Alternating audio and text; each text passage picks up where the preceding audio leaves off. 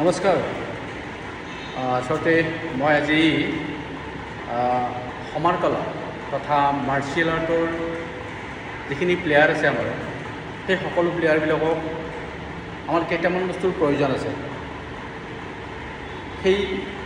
সেইখিনি বস্তু যদি আমি মেইনটেইন কৰোঁ, তেতিয়াহ'লে এটা মাৰ্চিয়েল আৰ্টৰ প্লেয়াৰে ছাকচেছ হ'ব পাৰে। তাৰ কাৰণে অকণমান মই আপোনালোক সকলোকে অৱগত কৰিব বিচাৰিছোঁ। প্ৰথমটো হ'ল তেওঁলোকৰ পেচেঞ্চ। এটা সমান কলা প্লেয়াৰৰ ধৈৰ্যটো বহুত ডাঙৰ বস্তু হয়।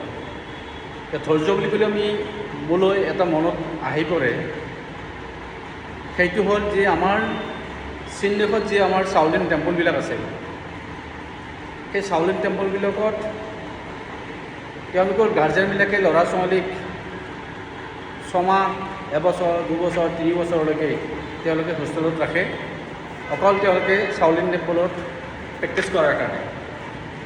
গুৰুৰ হাতত তেওঁলোকে গতাই দি আহে।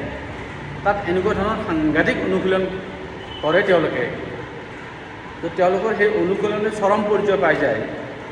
আৰু সেইটোৰ কাৰণ হ'ল একমাত্ৰ ধৈৰ্য। জীৱনত কেনেকৈ ধৈৰ্য ধৰিব লাগিব, সেইটোৰ ওপৰত তেওঁলোকে এটা মেছেজ দিয়ে গুৰুবিলাকে। আৰু সেই ধৈৰ্যটো যিসকলৰ আছে জীৱনত তেওঁ সফল হ'ব পাৰিব। আৰু ধৈৰ্য ধৰিব লাগিব। জীৱনত যিমান সমস্যা নহওক, যিমান প্ৰব্লেম নহওক, যিমান ধৰণৰ তেওঁৰ শৰীৰত বেদনা নহওক কিয়, মানসিক শাৰীৰিক বিভিন্ন, গতিকে সেই ক্ষেত্ৰত ধৈৰ্যটো জীৱনত যেতিয়া শিকিব, তেতিয়াই সকলো ব্যক্তিয়ে জীৱনত সফল হোৱাৰ এটা ৰাস্তা বিচাৰি পায়। গতিকে আমাৰ সমান কলাটো, মাৰ্চিয়েল আৰ্টতো আমাৰ প্ৰত্যেকজন প্লেয়াৰকে আমাৰ ধৈৰ্যৰ প্ৰয়োজন আছে। সেইকাৰণে আমি আমাৰ অনুশীলনবিলাক অকণমান বেছি পাৰিশ্ৰমিক হয়, বেছি কষ্টকৰ হয়। তাৰ কাৰণে এইটোৱেই যে ধৈৰ্য আমাক জীৱনত ধৈৰ্যৰ এটা পাৰ্ট হোৱাৰ কাৰণে আমি শিকোৱা যায়। সেইটোৰ কাৰণে আমি অনুশীলনবিলাক আমি বেছি অলপ কষ্ট কৰা হয়। আৰু সেইটোৰ কাৰণে সেই কষ্টকৰ লগত এটা পেচেঞ্চ আছে জড়িত, তাৰ লগত এনেধৰণৰ আছে তেওঁৰ ফ্লেক্সিবিলিটি। গতিকে মই সেই বিষয়ে ক'ম নিশ্চয়। ইয়াৰ পিছত আছে আমাৰ সেই ফ্লেক্সিবিলিটি 2 নম্বৰ আমাৰ সমান কলাৰ প্লেয়াৰৰ লগত আছে আমাৰ ফ্লেক্সিবিলিটি। গতিকে ফ্লেক্সিবিলিটি জীৱনত যেতিয়াই থাকিব, যেতিয়াই এটা ল'ৰা ছোৱালী, এটা প্লেয়াৰৰ যেতিয়াই শাৰীৰিক সকলো ধৰণৰ যোগ ব্যায়াম থাকিব, পৰিশ্ৰম থাকিব, বা মাৰ্চিয়েল আৰ্টত বিভিন্ন ধৰণৰ তেওঁলোকে প্ৰেক্টিছ কৰিব, সকলো কৌশলবিলাক, স্কিলবিলাক শিকি ল'ব, তেতিয়াই তেওঁৰ জীৱনৰ বা শাৰীৰিক গঠন সকলো ক্ষেত্ৰত তেওঁৰ ফ্লেক্সিবিলিটি এটা আহে। গতিকে ফ্লেক্সিবিলিটি মষ্ট এচেঞ্চিয়েল হয়, ফ্লেক্সিবিলিটি আমাৰ কাৰণে। গতিকে সেই ফ্লেক্সিবিলিটিটো আমাৰ মাৰ্চিয়েল আৰ্টত প্ৰয়োজন হয়। গতিকে ফ্লেক্সিবিলিটি মানুহৰ জীৱনত যদি ফ্লেক্সিবিলিটি নাথাকে, স্পৰ্টছ মাইণ্ডেড নাথাকে, ফটককৈ এজন মানুহ খং উঠিব পাৰে, ফটককৈ মানুহে যিকোনো কথা হজম কৰিব নোৱাৰে। গতিকে পেচেঞ্চ এণ্ড ফ্লেক্সিবিলিটি, স্পৰ্টছ মাইণ্ড, এইবিলাক বস্তু আমাৰ প্ৰয়োজন আছে।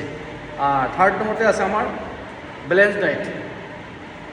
এটা প্লেয়াৰক ভাল অনুশীলন কৰাৰ পিছত আৰু পেচেঞ্চ লোৱাৰ পিছত, তেওঁ অনুশীলন কৰাৰ পিছত, হাৰ্ড পৰিশ্ৰম কৰাৰ পিছত তেওঁক এটা বেলেঞ্চ ডায়েট লাগিব।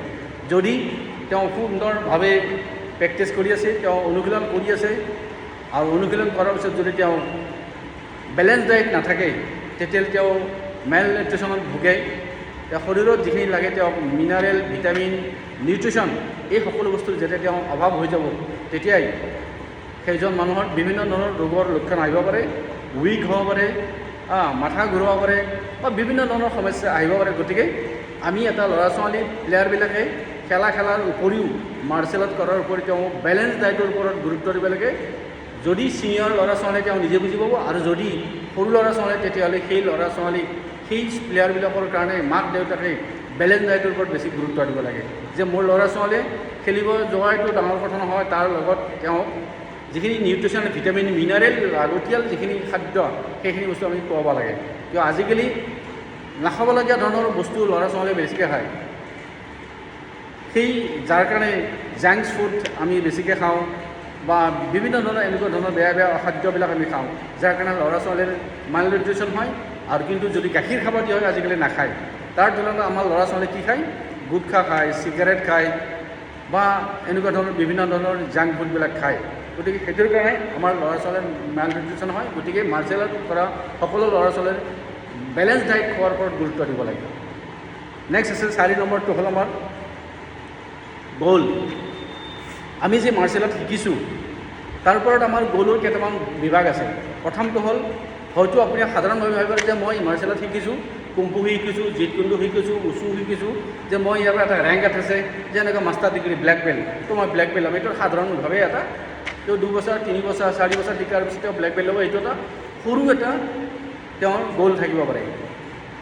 তাৰপিছত তেওঁৰ আটাইতকৈ ডাঙৰ উদ্দেশ্য হ'ল যে মই মাৰ্চেল আৰ্ট শিকি মই নেশ্যনেল প্লেয়াৰ হ'ম।